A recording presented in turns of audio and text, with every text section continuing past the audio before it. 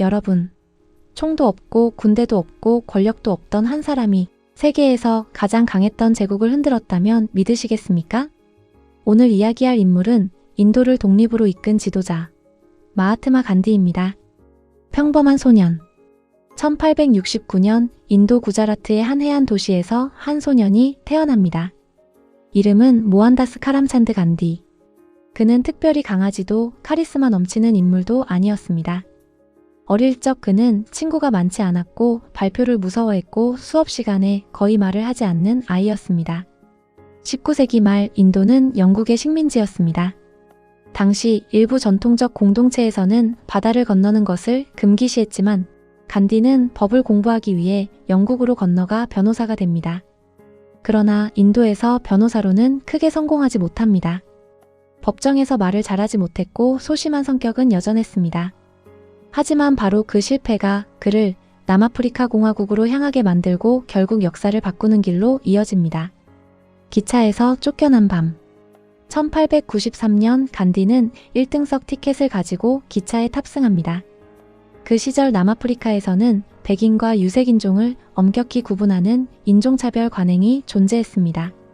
간디가 1등석에 앉아있는 것을 본 한 백인 승객이 항의합니다. 간디는 1등석 티켓을 보여주었지만 결국 기차에서 강제로 끌려 내려집니다. 그는 차가운 역 플랫폼 위에서 밤을 보내야 했습니다. 그날 그는 깨닫습니다. 폭력으로 맞서면 우리는 그들과 똑같아진다.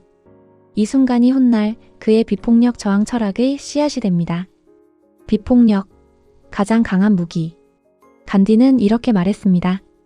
비겁함보다는 폭력을 좋아하지만 폭력보다는 용감한 사람들의 비폭력이 낫다. 그만큼 그는 비폭력을 용기 있는 사람만이 실천할 수 있는 힘이라고 보았습니다.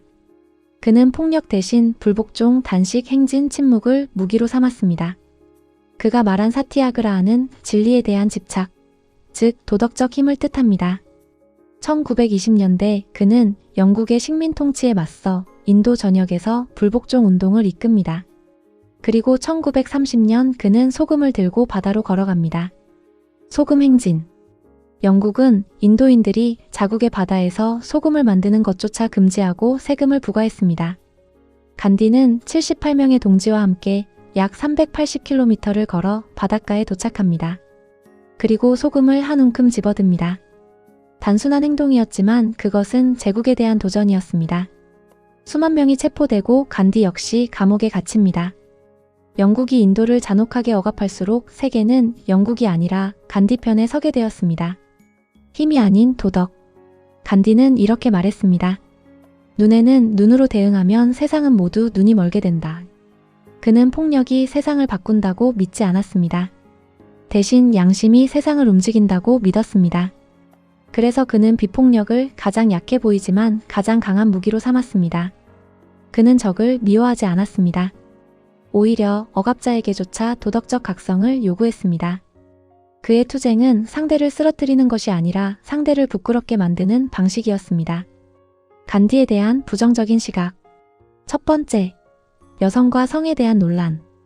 1906년경 평생 금욕을 선언하고 아내와의 성관계도 중단했습니다. 그는 성적 욕망을 영적 성장의 장애물로 보았습니다. 그러나 노년에 진행한 자기 절제 실험은 지금의 기준에서 큰 논란이 됩니다. 젊은 여성들과 함께 잠을 자며 욕망을 극복하려 했다는 그의 행동은 권력 관계와 윤리 문제 측면에서 비판의 대상이 되고 있습니다. 위대한 지도자라 불리는 사람에게 우리는 더 높은 도덕성을 기대하기 때문입니다. 두 번째, 상징이 된 옷. 영국은 인도에서 면화를 가져가 영국 공장에서 옷감을 만들어 다시 비싸게 팔았습니다. 간디는 이에 맞서 직접 물레를 돌려 천을 짜는 운동을 벌였습니다. 이를 카디 운동이라고 부릅니다. 그의 옷은 상징과 신념이 되었습니다. 그러나 모두가 이를 긍정적으로 본 것은 아닙니다. 얇은 흰면 천은 쉽게 더러워지고 구겨집니다. 그래서 늘 깨끗한 흰색을 유지하려면 자주 빨고 말리고 관리해야 했습니다. 그의 수행원들은 그 소박함을 유지하기 위해 보이지 않는 노동이 들어갔다는 시각도 존재합니다. 독립 그리고 비극. 1947년 마침내 인도는 독립합니다. 그러나 힌두교와 이슬람의 갈등 속에서 인도는 분단되고 수많은 사람이 목숨을 잃습니다. 그는 끝까지 종교 화합을 외쳤지만 1948년 극단주의자의 총에 의해 그의 생은 마감됩니다. 그를 암살한 고드세라는 사람은 간디가 힌두교를 배신했다고 비난하며 암살을 결심했습니다. 총에 맞은 간디가 남긴 마지막 말은 해 라마 신을 부르는 탄식이었다고 전해집니다. 아이러니하게도 비폭력을 외치던 그는 폭력에 의해 생을 마쳤습니다. 그러나 그의 장례식에는 수백만 명의 인파가 몰렸고 그의 사상은 오히려 더 널리 퍼졌습니다. 총은 그의 생명을 멈췄지만 그의 철학까지 멈추지는 못했습니다.